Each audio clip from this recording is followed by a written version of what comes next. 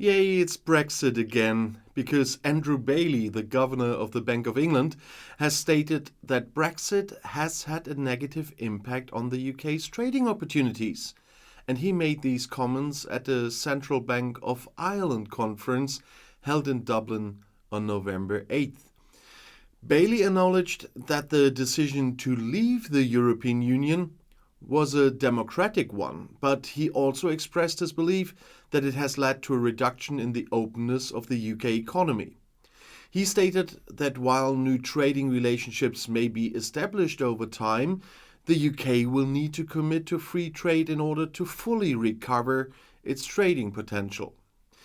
Bailey's comments are likely to be met with mixed reactions. Some will agree with his assessment, while others, the hardcore Brexiteers, will argue that Brexit has opened up new opportunities for the UK to trade with other countries around the world. Only time will tell what the long-term impact of Brexit on the UK economy will be. There are still some transition periods. But I still have some key points from Bailey's speech for you. He said Brexit has led to a reduction in the openness of the UK economy. New trading relationships may be established over time, but the UK will need to commit to free trade in order to fully recover its trading potential. The UK has experienced big external shocks such as the COVID-19 pandemic and Russia's invasion of Ukraine, and I say Brexit exacerbated that all. The world economy is facing fragmentation, and there is a need for greater cooperation on financial rulemaking, according to Bailey. And Bailey's speech is a reminder of the ongoing debate about the impact of Brexit on the UK economy. It is a complex issue with no easy answers. And Andrew Bailey's comments on the impact of Brexit on the UK's trading opportunities include how Brexit has affected the UK's trading openness. The UK has lost its tariff-free access to the EU single market, which has made it more expensive for UK businesses to export to the EU. The UK has also had to introduce new customs and regulatory procedures for trade with the EU, which has added to the costs and complexity of trade. And I say that's not even over yet. Wait for next year. And these changes have discouraged some UK businesses from exporting to the EU and have made it more difficult for EU businesses to export to the UK.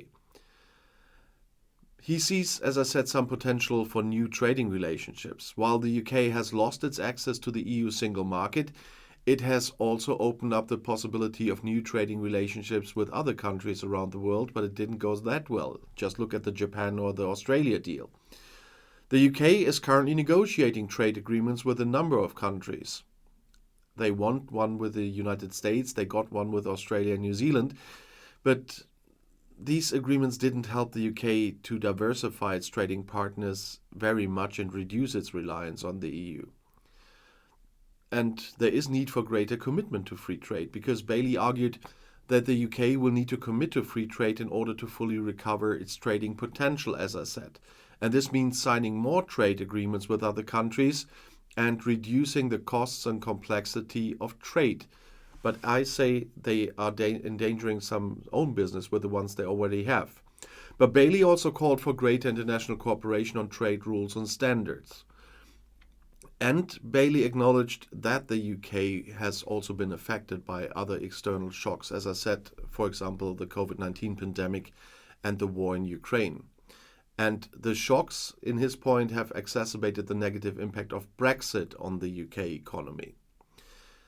But he still sees the need for greater cooperation on financial rulemaking, as I said. And Bailey expressed concern about the fragmentation of the world economy and the risk of protectionism. He called for greater cooperation on financial rulemaking in order to ensure that the global financial system is stable and resilient. So overall, Bailey's comments suggest that he believes that Brexit has had a negative impact on the UK's trading opportunities, although Brexiteers deny this. However, he also believes that the UK has the potential to recover from this setback and that it will need to commit to free trade and greater international cooperation in order to do so. I have my doubts there. It is important to note that the impact of Brexit on the UK's economy is a complex and nuanced issue, and there is no consensus among economists about the full extent of the impact, and there are likely to be both short-term and long-term effects. And only time will tell what the ultimate impact of Brexit will be, especially when all transition periods are gone. And Bailey said he hoped to see further close regulatory cooperation with his Irish counterparts as well to minimize the fragmentation of financial markets after Brexit. The governor is known to be concerned that a series of panics in financial markets since the COVID-19 pandemic was declared in early 2020 that have required strong central bank intervention. And he said financial investments known as money market funds, which lubricate buying and selling in short-term securities, were especially vulnerable and needed to be overseen by more robust international agreements. In answer to questions about the health of the UK economy, Bailey said he was optimistic that inflation would fall back to the bank's 2% target within 2 years, but that interest rates, now at a 15-year high of 5.25%, would most likely need to stay elevated for longer to make that happen. And on Monday, the bank's chief economist, Hugh Pill, said the central bank might wait until the middle of next year before cutting interest rates from their current 15-year high, adding that he was concerned about high borrowing costs plunging the economy into a recession. At a meeting last week, bank policymakers held interest rates at those 5.25% and stated that it was not thinking about cutting the cost of borrowing anytime soon, as it continued to bear down on rising prices. Inflation stood at 6.7% in September, lower than the peak of 11.1% in October 22, but still more than 3 times its 2% target. And when the European stock market regulator recently examined the shift in weights in stock trading after Brexit, the result also was no surprise for stakeholders. The stock exchanges Amsterdam and Paris benefited greatly from Great Britain's exit from the European Union, while Frankfurt benefited only slightly. The reason is that in Amsterdam and Paris, the majority of the trading previously carried out in London is concentrated on so-called MTF platforms, that's multilateral trading facilities, which have helped the volumes in these two places to make a quantum leap. Before Brexit, 30 of these platforms in the UK, out of 122 in the EU at the time, accounted for 93% of MTF trading volume. The big swing then became apparent as early as 22. 95% of MTF trade in the EU now occurs in 3 countries. Only 9% in Germany, while 57% in the Netherlands and 29% in France. But Brexit has had a significant impact on the euro clearing landscape as well. And prior to Brexit, London was the dominant center for euro clearing, with over 90% of euro-denominated over-the-counter derivatives cleared in the city. That's the so-called OTCs. However, following Brexit, the EU has taken steps to reduce its reliance on non-EU clearing houses, and as a result, some clearing activity has already shifted to EU-based clearing houses. London's share of the euro clearing market has fallen from over 90% to around 50% in the wake of Brexit.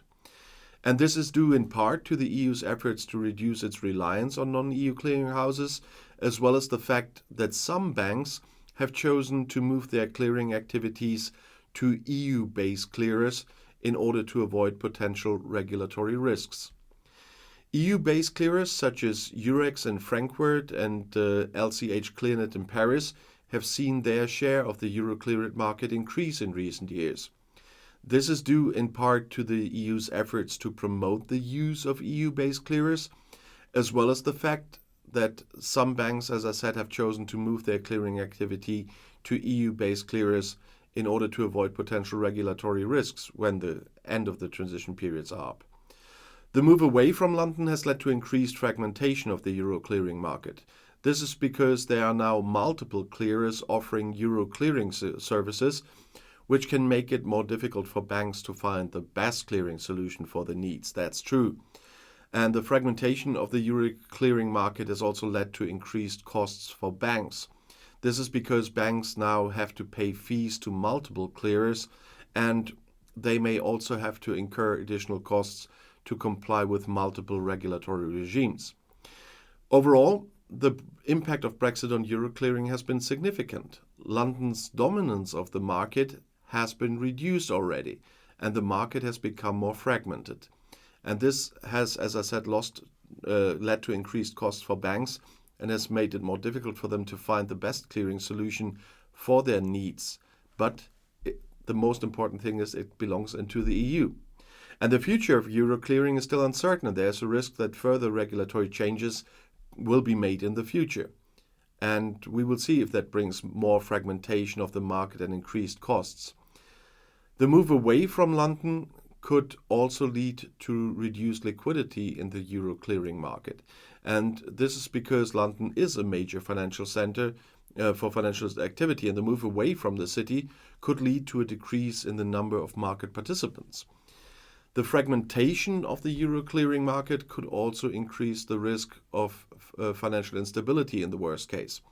This is because a fragmented market could make it more difficult for banks to clear their trades, which could lead to market failures, but that is a very small risk. There is at the moment still a transition period for the TCA agreements on clearing. It was originally signed in 2020 and was intended to ensure that euro clearing could continue to operate smoothly after the UK left the EU. And the agreement included the transition period that was due to end on July 25th, but in March 23 the European Commission extended the transition period until the end of 25. And this extension was granted in order to give the EU and the UK more time to negotiate a permanent solution for euro clearing and give European or EU institutions more time to prepare for it. Because the point is, even if there are some downsides on it, Britain has left the EU, and that means that euro clearing belongs into the EU as it was before. This is too important for the internal part of the EU that it cannot stay outside the EU. And so I don't expect the transition period to be much longer, and I don't expect that the EU will give the UK certain rights to continue with the amount of euro clearing in London. That would absolutely make no sense for a lot of political reasons, and the EU cannot afford to do that. And then we will see more impact. As I said in several videos, there are still several transition periods going on. There's a lot of stuff of Brexit that hasn't happened yet, and so we will see the full extent of Brexit much later. But if you want to see something else that you can see right now, the next video is right here in the end screen. I'll see you there. I'll be back.